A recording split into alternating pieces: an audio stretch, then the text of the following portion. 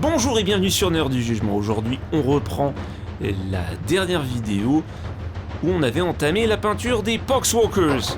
Dans le dernier épisode, on avait fait les lavis, les éclaircissements, mais il restait encore beaucoup de travail à faire pour faire quelque chose d'à peu près correct. Donc, c'est reparti. On a beaucoup de parties osseuses de cornes qui peuvent varier beaucoup au niveau de la couleur.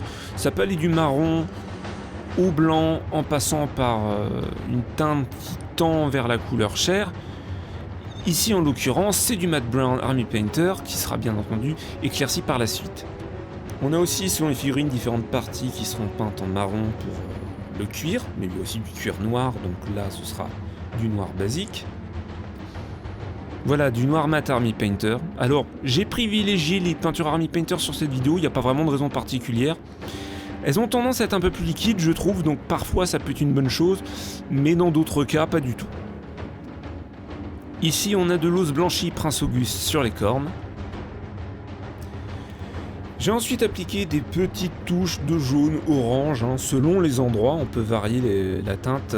Sur les pustules, je sais pas trop ce que c'est, je tiens pas forcément à le savoir.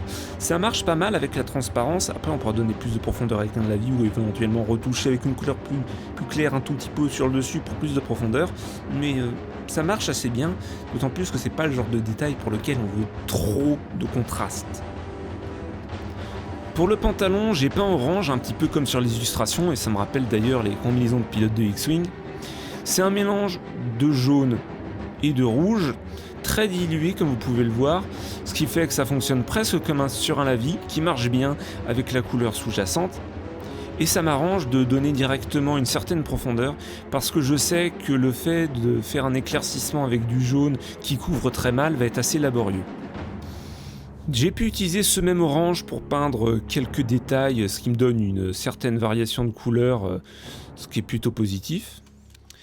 Pour les vêtements, j'ai utilisé un gris bleu vert, c'est pas vraiment une couleur très définie, très diluée, vous pouvez voir, là encore ça fonctionne comme un lavis, ce qui me donne directement pas mal de profondeur et permet après de me guider pour les éclaircissements. Le souci ça peut être au niveau des éventuelles retouches de cette couleur-là, puisqu'on voit encore beaucoup la couleur inférieure en dessous, donc ça aurait pu être plus pertinent avec un gris plus neutre.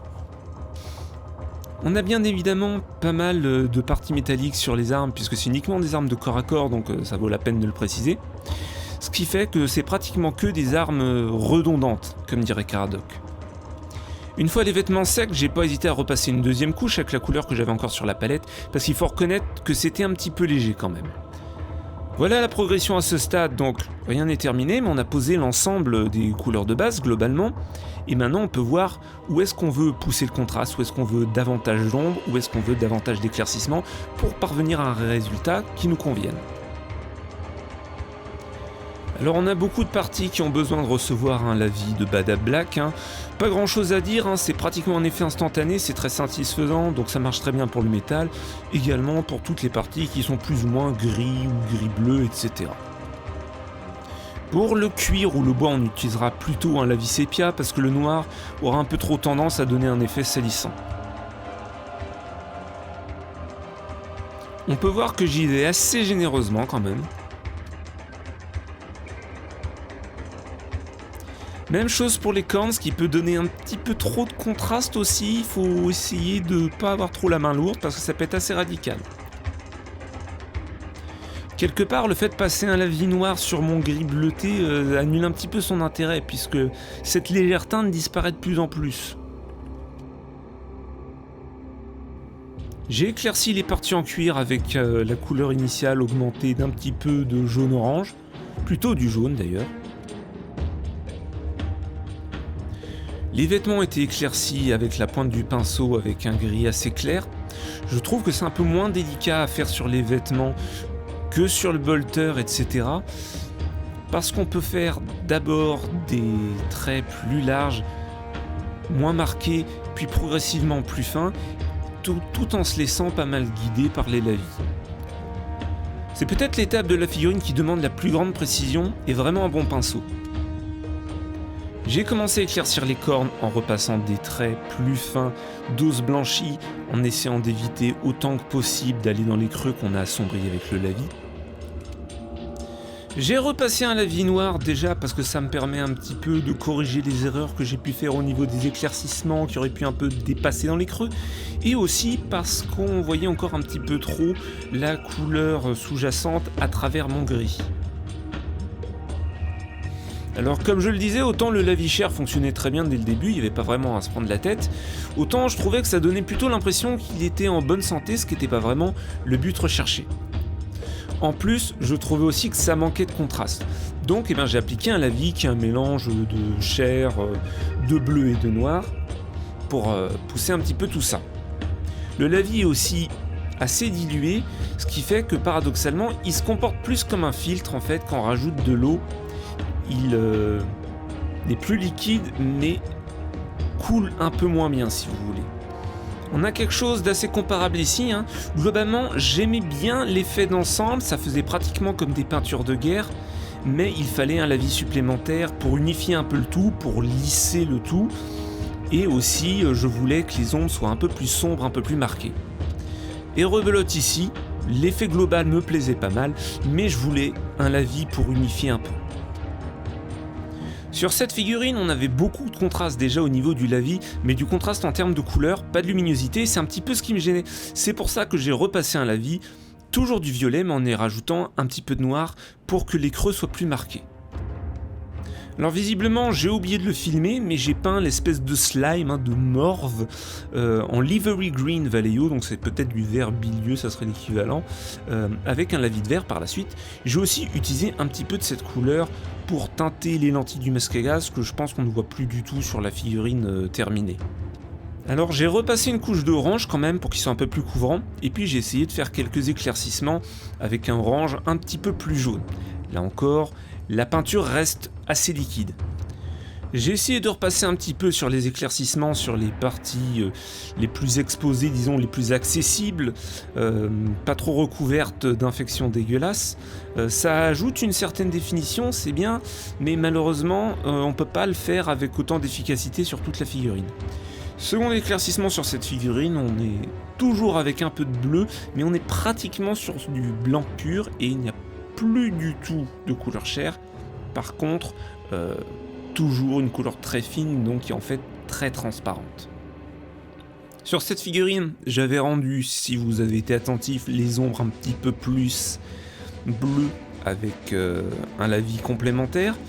Même chose sur les éclaircissements, qui vont de plus en plus vers une teinte légèrement bleutée. Même si la teinte globale sur cette figurine me plaisait déjà, je voulais pousser un peu les ombres et c'est pour ça que j'ai appliqué un autre lavis de noir-vert, un peu plus focalisé. C'est pour ça que je badigeonne un peu moins que d'habitude en faisant quelque chose de plus focalisé avec la pointe du pinceau. Sur cette figurine, on devait en être au 3e lavis déjà. Donc toujours du bleu, dilué avec davantage d'eau, parce que la chair barbare était encore trop apparente et qu'il fallait vraiment que j'unifie tout ça, et là on commence à voir cet effet bleuté global. Alors là on approche des touches finales avec un éclaircissement avec des traits beaucoup plus fins sur les cornes. À ce stade là, j'avais décidé que je voulais me rapprocher de la fin de la peinture parce que je voulais pas m'éterniser dessus non plus. Ici je fais un lavis noir qui sert vraiment à contourer en fait ces boucles métalliques pour leur donner comme une ombre de contact sur les sangles.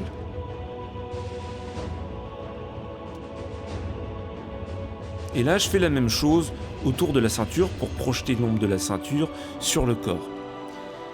Et voici ensuite nos amis terminés en contexte. Et pour faire un petit peu le bilan de tout ça, je dirais que naturellement, c'est pas la façon la plus efficace de faire puisque j'ai voulu expérimenter un petit peu. Il aurait probablement été plus rationnel de commencer par faire une teinte de peau légèrement différente et un lavis d'une couleur mélangée avec un peu de noir et éventuellement un peu de chair. Et ensuite des éclaircissements, voire ne pas faire les éclaircissements au pinceau, car comme je le disais, vu le relief de la figurine, si on veut les peindre relativement rapidement, il vaut mieux s'en passer, parce que ce ne sont pas vraiment des figurines qui s'y prêtent très bien, selon moi. Ou alors, ça prend beaucoup de temps. Autrement, les vêtements, il n'y en a pas énormément. plutôt accessibles au pinceau, quelques parties métalliques. On peut se faire assez plaisir au niveau des variations de couleurs sur les furoncles, les pustules, etc., les cordes. On pourrait s'en tenir à une seule couleur. Les verres, les asticots, etc., le sang. Mais il vaut peut-être mieux rester sur quelque chose de limité pour que les figurines ne fassent pas vraiment trop fouillis. Parce que c'est quand même des figurines qui ont beaucoup de... Sans être forcément difficile à peindre, il y a beaucoup de couleurs, de détails différents, et ça peut faire quelque chose de très confus si vous voulez. Donc nous y voilà, à la fin, a priori, de ma série de vidéos consacrée à Warhammer Conquest. Ça m'a occupé pas mal de temps. Maintenant, on va encore parler de figurines, on va parler aussi d'autres choses, on va peut-être même parler des décors, et aussi parler de choses à plus grande échelle. Je vous invite à vous abonner à la chaîne si ça vous intéresse de découvrir tout ça. Moi, je vous remercie d'avoir regardé et je vous dis à très bientôt sur l'heure du jugement. Salut.